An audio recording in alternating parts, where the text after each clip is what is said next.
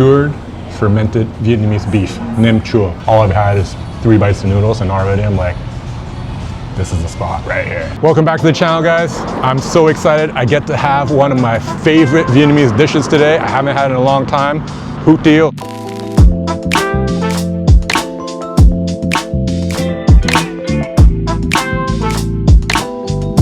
I was like, I got all my food, but I need chopsticks.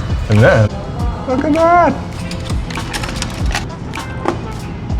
That's a nice touch, I like that. Hủ tiếu is probably one of my top 2 Vietnamese soup noodle dishes.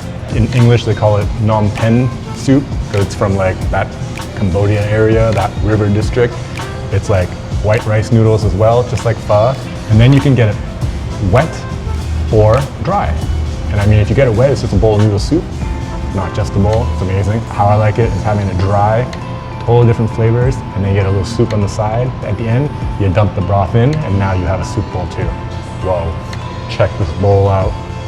Look at these beautiful prawns right there. Like pork liver. Got like fatty pork in here too. We got ground pork. Ooh. Quail's egg. And of course, you got the noodles. Yeah. Noodles. Okay, hủ tiếu, you gotta mix it up because if not, the noodles get real clumpy like this. Can you see that? Clumpy. But once you mix it all and everything,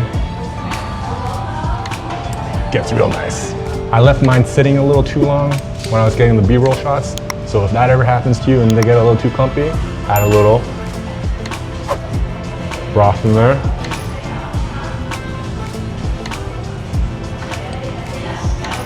Loosens everything up. There you go. There you go. Wow, it smells amazing. Ooh, steaming hot too.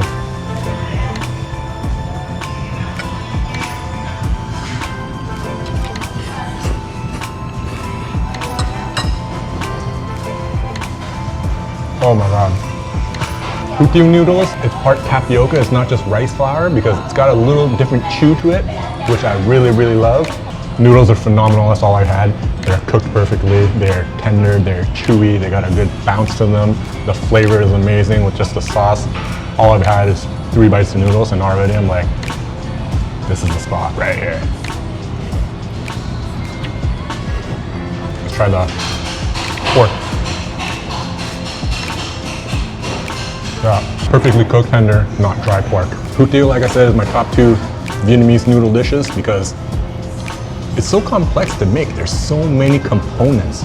So like to make it at home, it's like, it's a lot. It's really tedious, you know. Eating it out, it's great. You have to go to a place that specifically makes it, you know. You just can't go to any pho restaurant, see it on the menu and order it. It's not gonna be good, you know what I mean? You have to go to a place where they specialize in it. And not many places do. You gotta do some traveling to find it. Let's try this prawn out.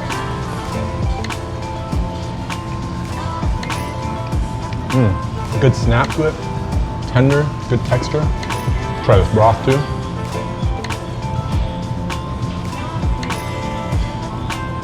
Oh my God. Deep pork flavor, shrimp stock in there too. It's like shrimp and pork based broth. It's so delicious. It's flavorful. I can't wait to dump that bowl in. Fresh lime in there. Cooked bean sprouts. Just give me some of this extra hủ tiếu sauce on the side. Not even sure what that is.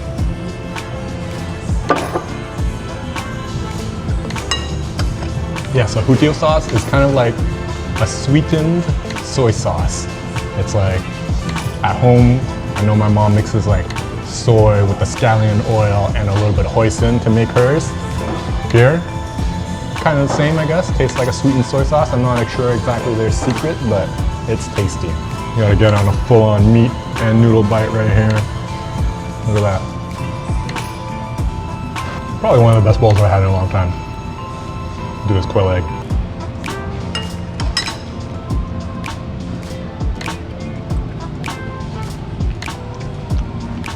Yep.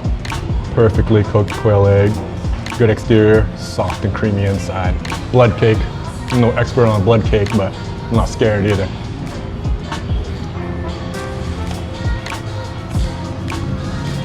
Yep. No crazy strong flavors, just the flavor of the broth. Texture is like a firm tofu, I would say. Yeah. I've had some blood cakes that really taste like irony, like blood, but this one's not aggressive at all. It just tastes really like the broth and quite enjoyable.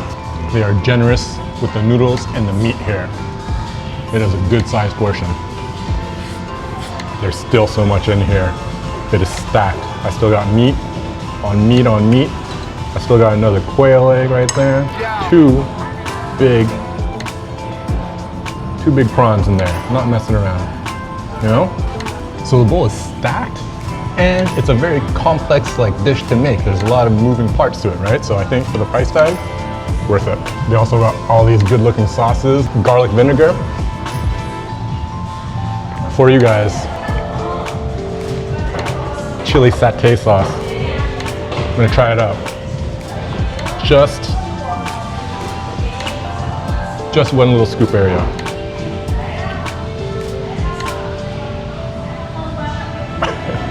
Just so we know what it's about, right?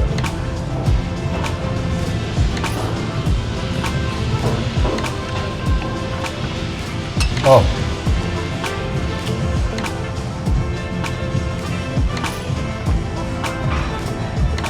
Spicy, garlicky, salty, umami, delicious. If I like hot sauce, it'd be all over right now. Whew. And I mean, pickled jalapenos, but I already did some of that and I don't need to double up today, so yeah. When your noodles have gotten down to about this much, all right, about that much, not much left, a couple bites, I'd say 4 or 5 bites, that's when you grab your broth. Oh, now you have yourself a whole new dish and it's your soup. In case you're indecisive like me, you got yourself a bowl of noodle soup now when you started off with dry noodles.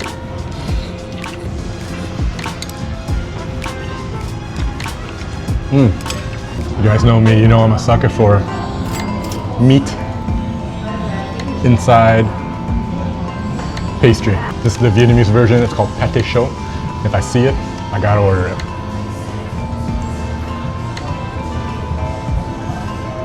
Looks flaky. Crispy and delicious.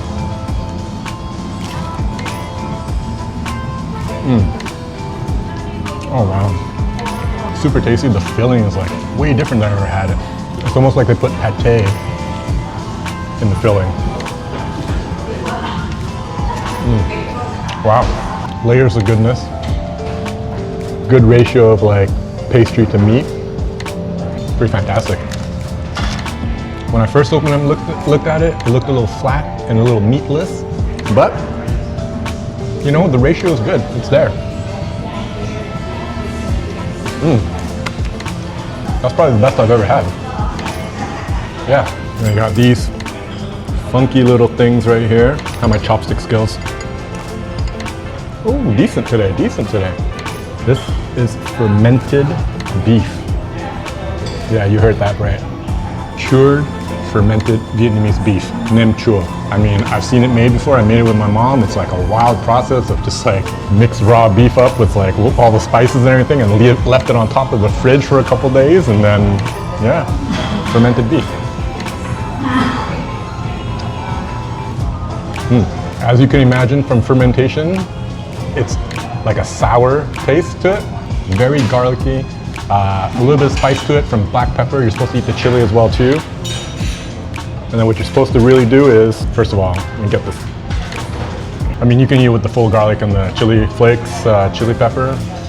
Not for me though, but you're supposed to do it with the herb combo.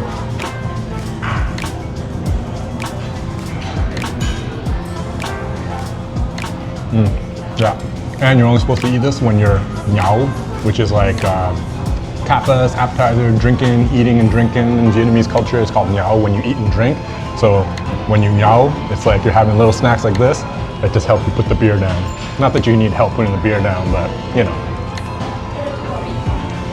Yeah, this is also something that's like not readily available everywhere. You can't find it everywhere. So if I see it like, and I'm in the mood, sometimes I like to try it. It's good.